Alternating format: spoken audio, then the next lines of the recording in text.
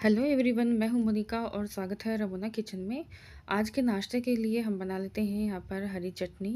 तो मैंने यहाँ पर एक मिक्सी जार में एक प्याज, एक टमाटर, 2 हरी मिर्च, एक मुट्ठी धनिया और साथ ही मैंने पुदीने की पत्तियाँ डाल दी है। और अब हम इसमें डाल देंगे आधा नींबू का रस। अगर आप प्याज खाना पसंद नहीं करते हैं तो उसे स्किप कर सकते हैं। और अब मैंने यहाँ पर ली है बेसन के गाठिया का जो चूरा होता है उसे। आप चाहे तो भुजिया डाल सकते हैं या फिर जो रोस्टेड चने आते हैं उसे भी डाल सकते हैं। इसमें मैंने डाल दिया है आधा चम्मच कच्चा जीरा। स्वाद अनुसार हम इसमें नमक ऐड कर देंगे और 1 छोटी चम्मच मैंने काली मिर्च का पाउडर डाल दिया है। साथ ही 3 चम्मच मैंने यहाँ पर दही डाला है। ढक्कन लगाकर हम चटनी को पीस लेंगे। आप चाहें तो इसमें थोड़ा पानी भी ऐड कर सकते हैं, लेकिन मैंने दही ऐड किया था इसलिए इसमें पानी की ज़रूरत नहीं थी और ये हमारी गाढ़ी सी चटनी बनकर तैयार हो गई है। तो बहुत ही फटाफट बन जाती है और बहुत ही टेस्टी लगती है। तो अब चलिए हम शुरू करते हैं हमारी रेसिपी को, जिसके लिए मैंने यहाँ पर 1 कप लिया है जिसके अंदर हम डाल रहे हैं बेसन। बेसन को जिस तरीके से मैं डाल रही हूँ उसी तरीके से आपको डालना है, दबा दबा के। अगर आप ऐसे ही डाल देंगे तो बेसन है उसकी मात्रा कम हो जाती है, वो अच्छे से फिल नहीं हो पाता है। तो हमें इस तरीके से दबाते हुए ही बेसन को लेना है। तो मैंने यहाँ पर 1 कप इसको भर लिया है पूरा अच्छे से। और अब हम यहाँ पर आधा कप और लेंगे। तो मैंने यहाँ पर टोटल जो बेसन लिया है वो 1.5 कप लिया है। तो इसी मात्रा में आपको इस रेसिपी के लिए ये बेसन चाहिए। और इस रेसिपी के लिए जो हमें पानी चाहिए, मैंने यहाँ पर 1 कप लिया है यानी कि 170 ml। तो आप को इसी क्वांटिटी में ये सारी चीज़ें लेनी हैं। और आप लास्ट तक वीडियो को ज़रूर देखिएगा। जो लास्ट में मैंने बनाया है तो जिसे देखकर बच्चे भी चौंक जाएंगे और आप भी चौंक जाओगे, इतनी बढ़िया रेसिपी बनेगी। तो मैंने यहाँ पर एक बाउल में पानी है वो डाल दिया है। तो पानी के अंदर हमें डाल देना है 1 टीस्पून नमक और 1 टीस्पून ही हम इसके अंदर नींबू का सत डाल देंगे। साथ ही मैं इसमें ऐड करी हूँ आधा चम्मच हल्दी पाउडर। अब हम इसको मिक्स कर लेंगे जब तक कि नींबू सत और नमक है वो अच्छे से घुल नहीं जाते हैं। तो हमें अच्छे से इसको मिला लेना है। और अगर आपके पास नींबू का सत्व नहीं है तो आप इसके अंदर दही ऐड कर सकते हैं। मैंने यहाँ पर दही का यूज़ नहीं किया है, नींबू सत्व का यूज़ किया है, जिससे कि हमारे ये ढोकले हैं बहुत ही बढ़िया और स्वादिष्ट बनकर तैयार होंगे। तो हमने यहाँ पर बेसन है वो डाल दिया है आधा कप। और हमें एक साथ ही बेसन है वो नहीं डालना है, क्योंकि उससे लम्स पड़ जाएंगे और हमारा जो बैटर है स्मूथ बनकर तैयार नहीं होगा। और थोड़ा थोड़ा डालकर ही हमें इसको मिक्स कर लेना है। तो अब जो 1 कप था उसमें से मैंने यहाँ पर इस तरह से चम्मच से इसको ऐड किया है। और इसी तरीके से हमें यहाँ पर थोड़ा थोड़ा बेसन डालकर इसको अच्छे से मिक्स कर लेना है, जिससे कि हमारा बैटर है बहुत ही स्मूथ बनेगा। तो यहाँ पर मैंने सारा बेसन डाल दिया है और अब हम इसको अच्छे से मिक्स कर लेंगे। अगर आपको थोड़ा गाढ़ा लगता है तो आप 1 से 2 चम्मच पानी ऐड कर सकते हैं, लेकिन जो मैंने यहाँ पर आपको नाप बताया है उसी नाप से आप बनाएंगे तो बिल्कुल परफेक्ट हमारा ये बैटर बनकर तैयार होगा। तो अब हम इसको अच्छे से ढक देंगे 15 मिनट के लिए। तो 15 मिनट के बाद में हम इसको चेक कर रहे हैं तो बेसन है वो अच्छे से फूल गया है। तो बेसन को सेट करने के लिए, उसे फुलाने के लिए आपको 15 मिनट का रेस्ट है ज़रूर देना है। अब हम इसके अंदर डाल देंगे 2 टेबल स्पून ऑयल। ऑयल कोई फ्लेवर वाला आपको यूज़ नहीं करना है। तो मैंने यहाँ पर ऑयल डालने के बाद में इसको अब फेंटेंगे। तो मैंने इसको 5 मिनट के लिए अच्छे से फेंट लिया है। तो फेंटने से हमारा जो ये बैटर है बहुत ही ज़्यादा फ्लफ़ी और फूल जाएगा और हल्का हो जाएगा। तो इसी तरीके से आपको 5 मिनट के लिए इसको ज़रूर फेंटना है। और अब हम इसमें ऐड कर रहे हैं 1 टेबल स्पून सोडा। और इसके ऊपर हम 1 से 2 चम्मच पानी डाल देंगे। और अब हम इसको वापस से 1 मिनट के लिए फेंटेंगे और अच्छे से इसको मिक्स कर लेंगे। तो आप देख सकते हैं बहुत ही ज़्यादा फ्लफ़ी हो गया है, बहुत ही हल्का हो गया है और बहुत ही अच्छे से ये फूल रहा है। तो ढोकला बनाने के लिए हमारा ये बैटर है बनकर तैयार हो गया है। तो बिल्कुल मार्केट जैसे ये ढोकला है बनकर तैयार होंगे, क्योंकि जो मार्केट में ढोकला मिलते हैं उनमें दही यूज़ नहीं किया जाता है, इसी तरह से नींबू सत का यूज़ किया जाता है। तो यहाँ पर मैंने ग्रीस की हुई ट्रे के अंदर इसको डाल दिया है। अगर आपके पास इस तरह की ट्रे नहीं है तो आप जो मसालादानी का टिफ़िन होता है उसे यूज़ कर सकते हैं, या फिर जो आपके पास किनारे वाली जो थालियाँ होती हैं वो भी यूज़ कर सकते हैं। लेकिन जो उसके किनारे होते हैं वो ज़्यादा बड़े होने चाहिए, गहरा हमारा जो बर्तन है वो होना चाहिए, तभी हमारे ये ढोकले हैं ज़्यादा बड़े और स्पॉन्जी बनकर तैयार होंगे। तो कढ़ाई में पानी मैंने पहले से ही गर्म करने के लिए रख दिया था और ट्रे को हम इसके अंदर सेट कर देंगे और इसका ढक्कन लगाकर हमें मीडियम फ्लेम पे इसे 25 मिनट के लिए कुक करना है। तो 25 मिनट हो चुके हैं, तो अब हम इसको चेक कर लेते हैं। इससे पहले आपको बिल्कुल भी इसको खोलना नहीं है, 25 मिनट के बाद में ही आपको इसको चेक करना है। और इसलिए आपको पानी भी कढ़ाई में ज़्यादा ही ऐड करना है। तो हमारा ये ढोकला है वो बनकर तैयार हो गया। आप देख सकते हैं बहुत ही ज़्यादा स्पॉन्जी बना है। तो हमने इसको निकाल लिया है। ये देखिए हाथ लगाने से ही आपको पता चल रहा होगा कितना ये फूला है। तो अब मैं इसको कट कर देती हूँ। तो कट करने से भी आपको पता चल रहा होगा कितनी ईज़िली ये कट रहा है, बिल्कुल भी चिपक नहीं रहा है।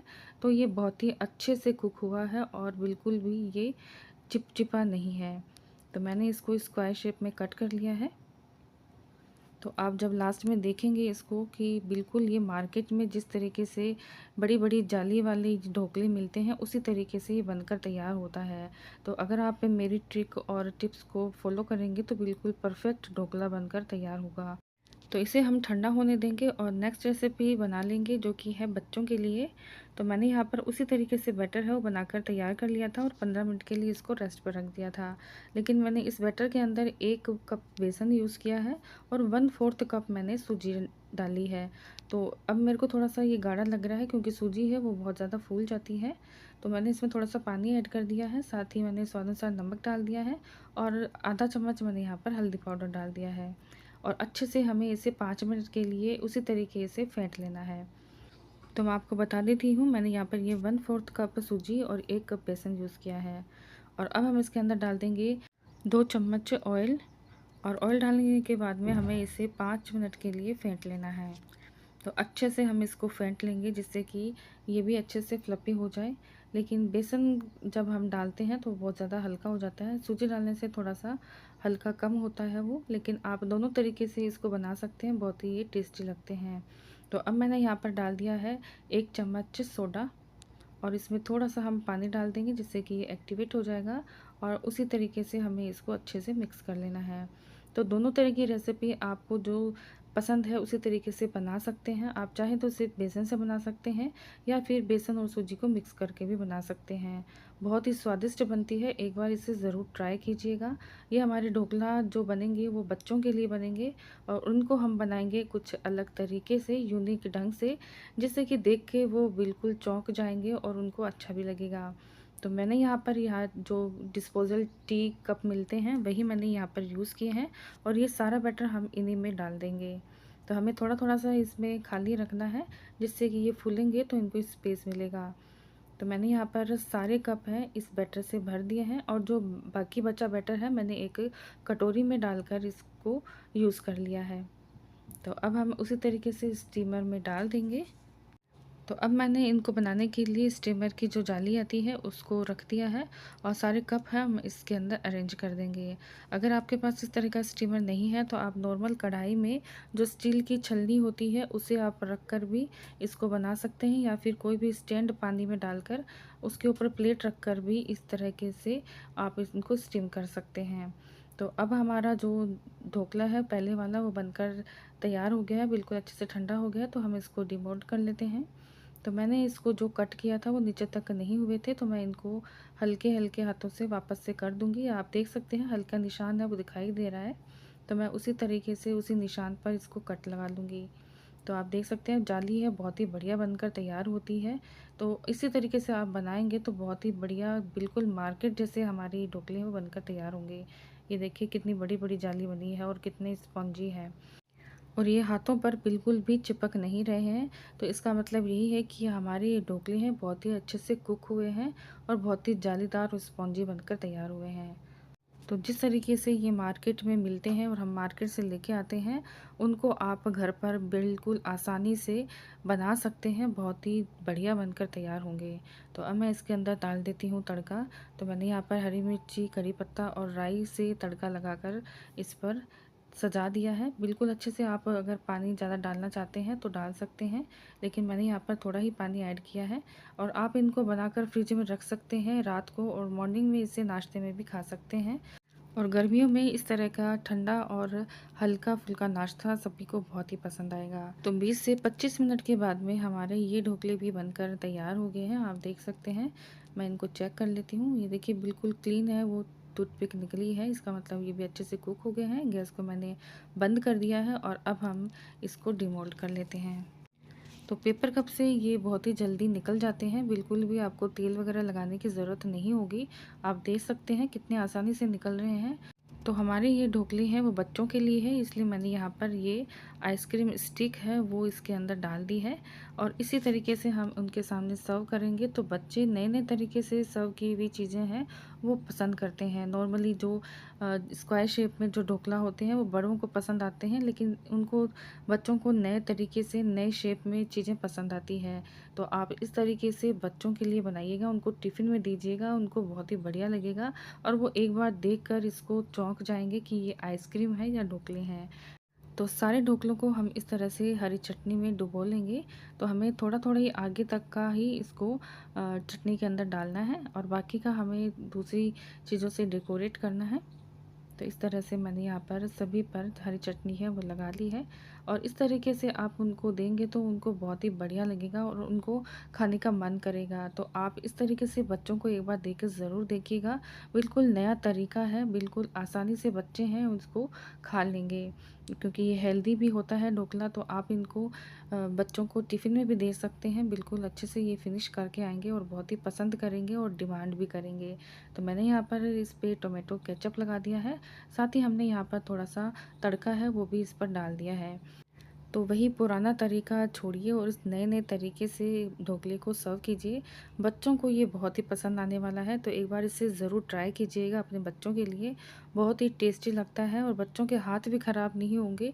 वो इस तरीके से चटनीज़ में या सॉस में डुबोकर इनको खा लेंगे। तो आपने यहाँ तक वीडियो देखा है तो आप ज़रूर इस तरीके को अपनाइएगा और मेरा ये तरीका कैसा लगा आपको ज़रूर कमेंट में लिखिएगा और लाइक शेयर और सब्सक्राइब भी ज़रूर कीजिएगा। तो मैं यहाँ पर दो बचे हुए ढोकला थे उनको भी कट करके दिखा देती हूँ। ये देखिए बहुत ही ज़्यादा सॉफ्ट और जालीदार बने हैं। बहुत ही बढ़िया लगते हैं, तो आप एक बार इसे ज़रूर ट्राई कीजिएगा। किसी भी तरीके से खाइए, लेकिन ये ढोकले की रेसिपी आपको कैसी लगी है देखिए। ये भी बहुत ही जालीदार और बहुत ही बढ़िया बनकर तैयार हुए हैं। तो अगर ये आपको दोनों रेसिपी पसंद आती है तो प्लीज़ लाइक शेयर और सब्सक्राइब ज़रूर कीजिएगा और इस तरीके से बच्चों के लिए ज़रूर बनाइएगा। मिलते हैं हम अगली रेसिपी में।